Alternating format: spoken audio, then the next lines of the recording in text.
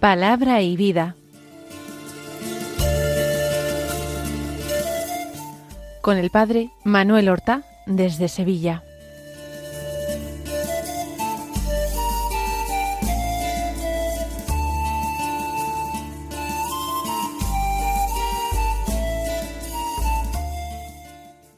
En el nombre del Padre, y del Hijo, y del Espíritu Santo.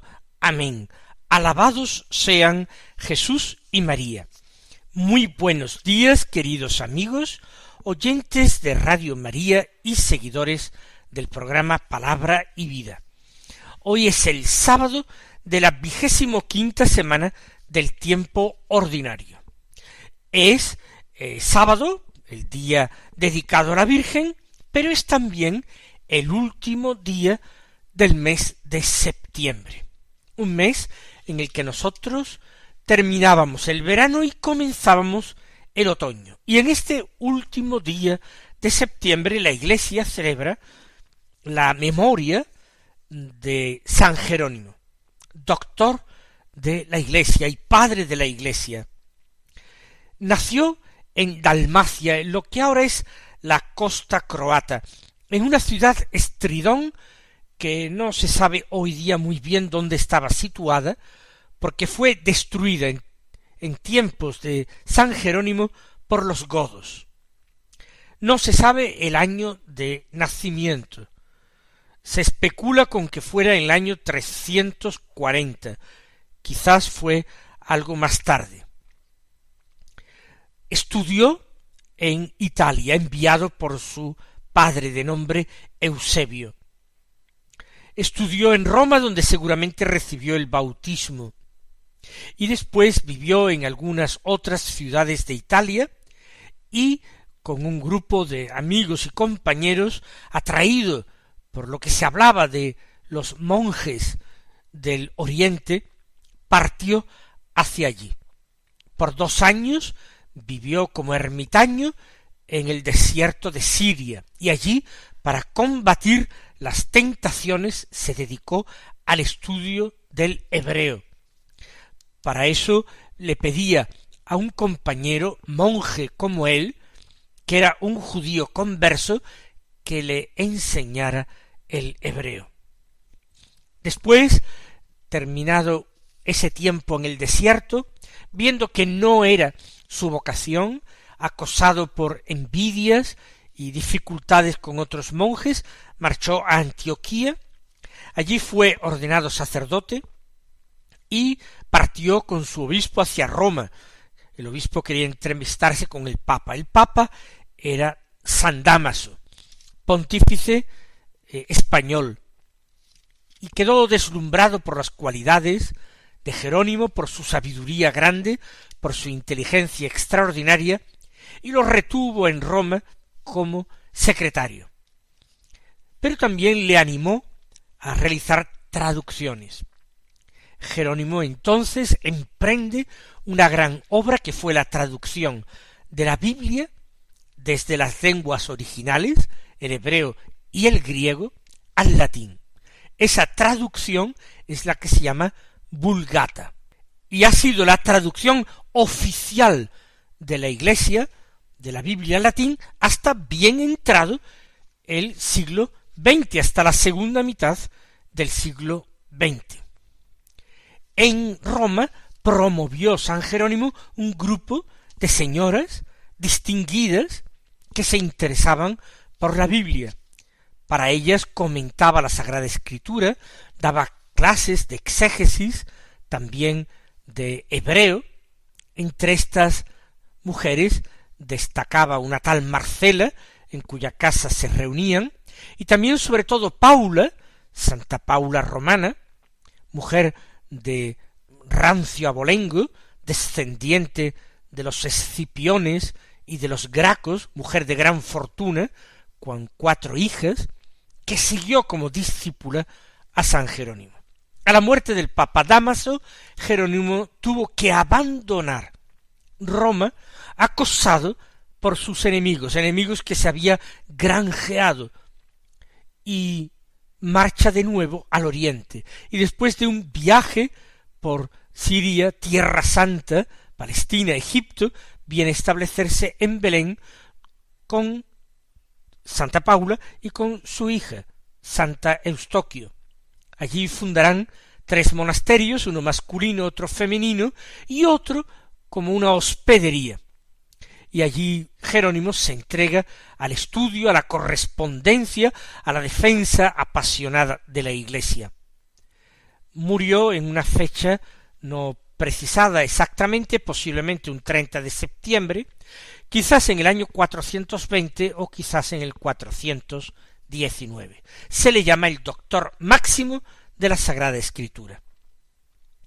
Vamos a escuchar la palabra de Dios que se proclama en el día de hoy, en este sábado. La primera lectura nos trae un nuevo libro bíblico del Antiguo Testamento, otro de los profetas menores, de la profecía de Zacarías, capítulo 2, versículos 5 al 9 y 14-15. Dice así: levanté los ojos y vi un hombre que tenía en su mano un cordón de medir. Le pregunté: ¿a dónde vas? Me respondió: a medir Jerusalén para ver cuál es su anchura y cuál su longitud. El mensajero que me hablaba salió, y vino otro mensajero a su encuentro. Me dijo: vete corriendo y dile al oficial aquel: Jerusalén será una ciudad abierta a causa de los muchos hombres y animales que habrá en ella. Yo les serviré de muralla de fuego alrededor, y en ella seré su gloria. Alégrate y goza, Sión, pues voy a habitar en medio de ti, oráculo del Señor. Aquel día se asociarán al Señor pueblos sin número, ellos serán mi pueblo. Nos podríamos preguntar cómo es que después de haber estado leyendo varias cartas de San Pablo, hemos leído en el libro de Esdras, y después al profeta Ageo, uno de los profetas menores, y ahora Zacarías. Hay una cierta intención en el autor o en los autores del leccionario litúrgico de la misa. ¿Por qué? Porque el profeta Ageo precisamente hace sus profecías en tiempos del regreso del exilio. Y de nuevo Zacarías también profetiza en la época del reinado del rey Darío I de Persia, en la época de la vuelta de un grupo de judíos a Tierra Santa. Hay muchas inquietudes, muchas dificultades. Ya hemos visto cómo el profeta Ageo invitaba a no descuidar el culto a Dios, la construcción del templo, que nadie pensara que había tareas más importantes, que nadie dijera: hay muchas cosas que hacer, no es el momento de ponerse a reconstruir el templo. No, Dios quería recibir culto en Jerusalén. Ahora escribe así Zacarías: levanté los ojos y vi a un hombre que tenía en su mano un cordón de medir. Se está preparando la reconstrucción de la ciudad, reconstrucción del templo, que es la casa de Dios. El profeta, que lo está viendo en una visión, le pregunta también en la visión: ¿a dónde vas? Pregunta acerca del sentido de lo que está contemplando. Y el hombre en la visión responde: voy a medir Jerusalén para ver cuál es su anchura y cuál su longitud. Va a examinar Jerusalén, a ver si da la talla, a ver si cumple las medidas que han sido queridas por Dios.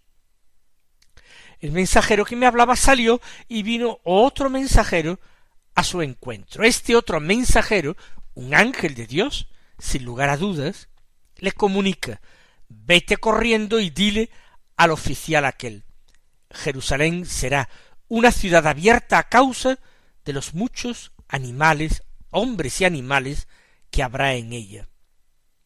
se anuncia proféticamente ese carácter de Jerusalén de ciudad abierta. Allí vendrán a vivir muchos pueblos, la considerarán una ciudad santa. Históricamente así se ha realizado. Ha seguido siendo ciudad santa del judaísmo, pero se ha convertido también para nosotros, gracias a la vida y sobre todo a la muerte de nuestro Señor Jesucristo en ella, fuera de las murallas, se ha convertido en ciudad santa para los cristianos. Y también, lo sabemos históricamente, se convirtió en una de las ciudades santas para el Islam. Y Dios dice, yo les serviré de muralla de fuego alrededor y en ella seré su gloria. Dios le promete a Jerusalén una asistencia y una presencia peculiar. Es el lugar donde Dios eligió su morada en el Antiguo Testamento. En el Nuevo, Él prometería, por medio de Jesús, un culto en espíritu y en verdad, no un culto circunscrito a un templo edificado por manos de hombres.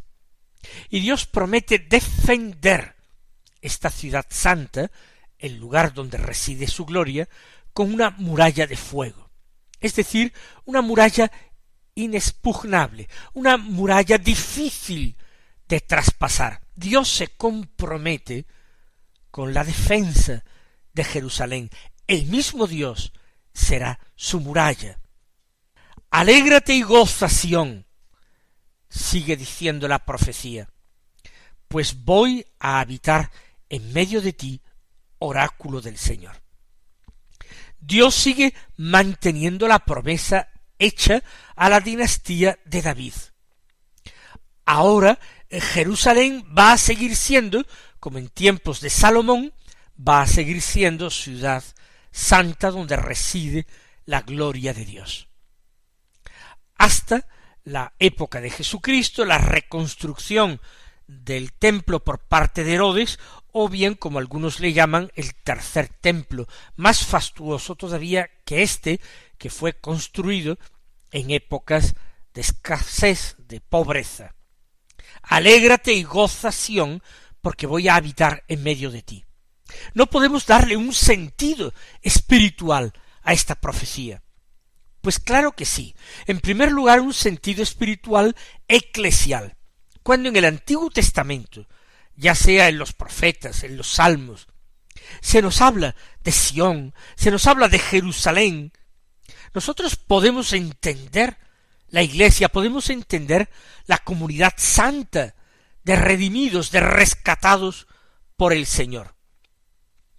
También de la Iglesia se anuncia que será una ciudad abierta, nada menos que católica, abierta a todos los pueblos de la tierra.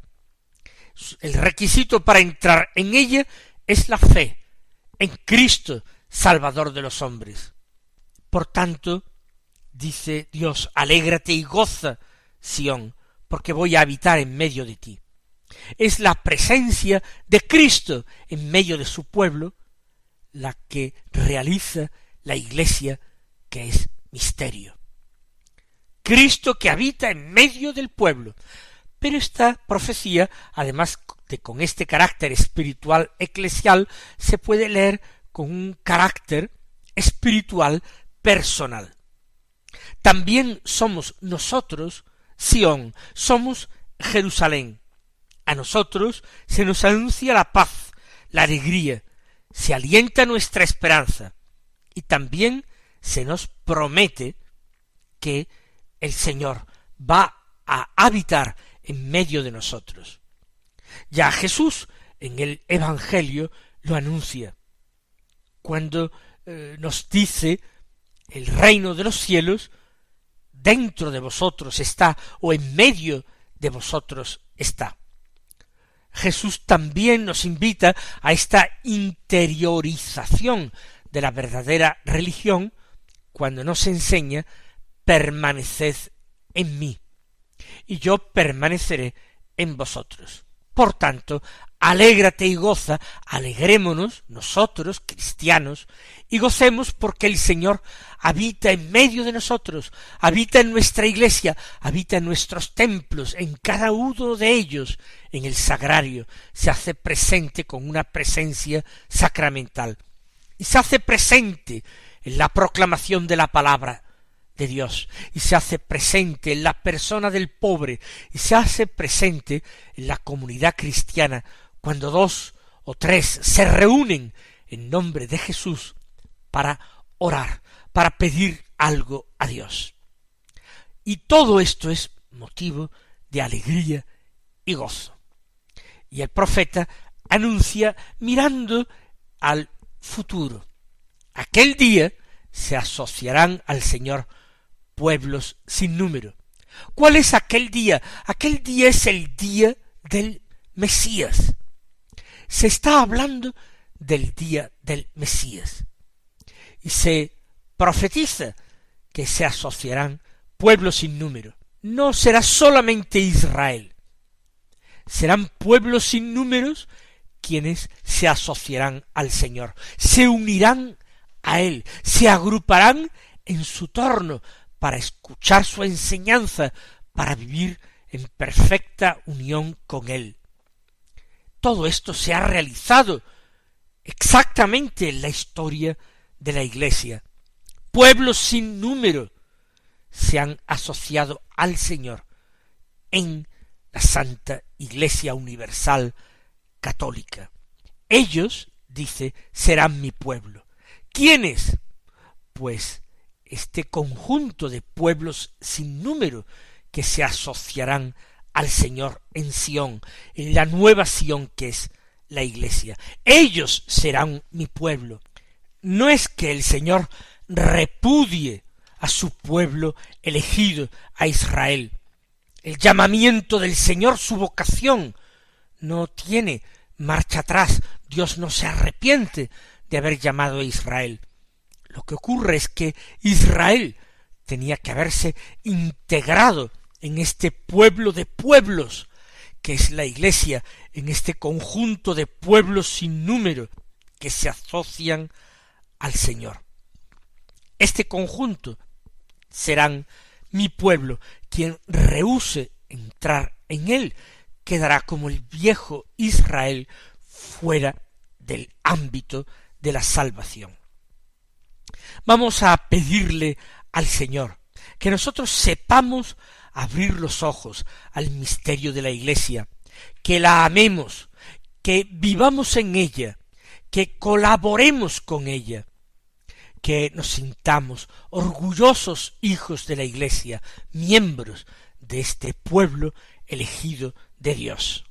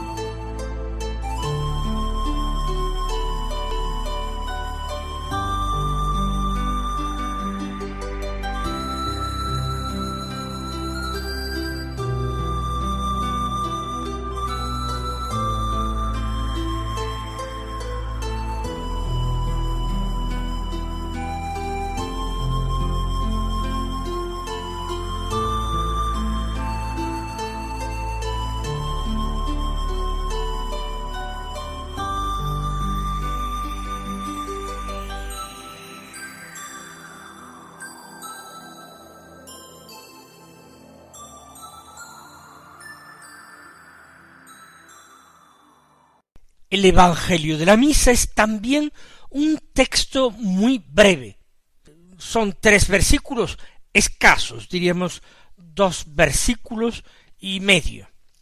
De San Lucas, capítulo 9, la segunda mitad del versículo 43 y los versículos 44 y 45, que dicen así: en aquel tiempo, entre la admiración general por lo que hacía, Jesús dijo a sus discípulos: meteos bien en los oídos estas palabras: el Hijo del Hombre va a ser entregado en manos de los hombres.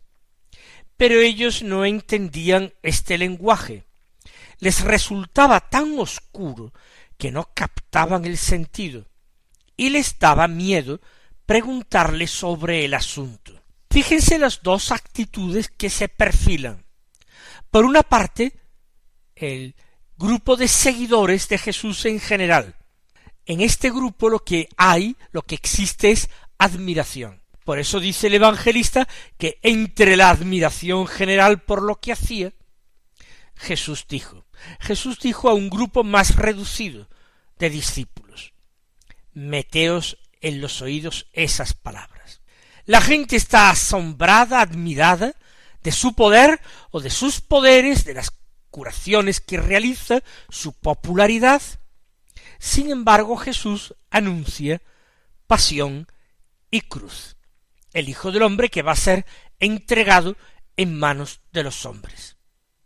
El contraste es muy fuerte. La gente, la multitud, solamente quiere ver y oír acerca de los éxitos de Jesús, acerca de su triunfo. Sin embargo, Jesús se empeña a el grupo de sus cercanos en anunciarle muerte, pasión y muerte. Ya en el Tabor, en el episodio de la transfiguración, por primera vez Jesús había comenzado a hablar de la cruz, y le había costado ese rechazo por parte de Simón Pedro, que se puso a reprenderlo. Dice San Lucas en este texto que ellos no entendían este lenguaje. Jesús, sin embargo, hablaba claro, pero era algo tan distinto de lo que ellos imaginaban. Ellos suponían el triunfo de Jesús sobre sus enemigos y la aceptación de la enseñanza de Jesús por parte de todos los dirigentes del pueblo. Esto es lo que ellos pensaban. Por eso el lenguaje que Jesús emplea es extraordinariamente oscuro e incomprensible. Dice San Lucas que no captaban el sentido. ¿Esto qué quiere decir? ¿Que no lo comprendían en absoluto? No, pienso que este no es el sentido, porque quedaría contradicho con la última frase del Evangelio que leemos hoy. Y la última frase es: y les daba miedo preguntarle sobre el asunto. Algo entendían, algo captaban, pero no les interesaba enterarse bien, les daba miedo y preferían callarse. Qué fácil es precisamente hacerse uno sordo a los llamamientos del Señor, porque nos da miedo en ocasiones sus llamadas. Mis queridos hermanos, ojalá escuchemos hoy su voz. Que el Señor os colme de bendiciones y hasta mañana si Dios quiere.